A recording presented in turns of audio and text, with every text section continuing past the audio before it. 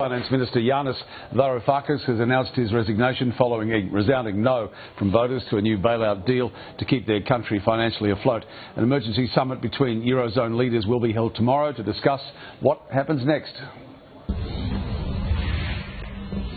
He'd accused the creditors of blackmail. The young Prime Minister's defiance rewarded with a resounding victory.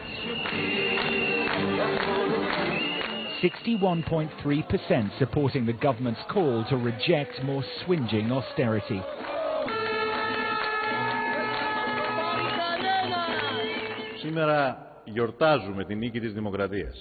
Today we celebrate the victory of democracy. However, we continue together to finalise the national effort for a way out through agreement. Having a powerful ally in our people's faith in their own strength, having a powerful ally in democracy and what is right, which is on our side. I'm confident that we will succeed. The reaction from Brussels was sour. The head of the Eurogroup called it very regrettable, the German president of the European Parliament warning of tough days ahead. And this morning they've cleaned up the square, but the consequences of the vote remain. If it means the European Central Bank won't pump more cash into the banks here, the impact will be felt quickly.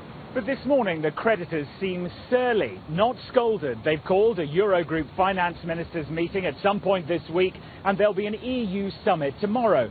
But the fundamental question remains this: are the institutions prepared to soften their stance, or will they simply watch the money dry up here and Greece eventually leave the single currency?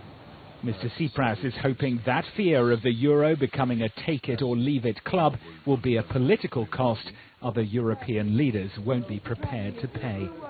Robert Nisbet, Sky News, Athens.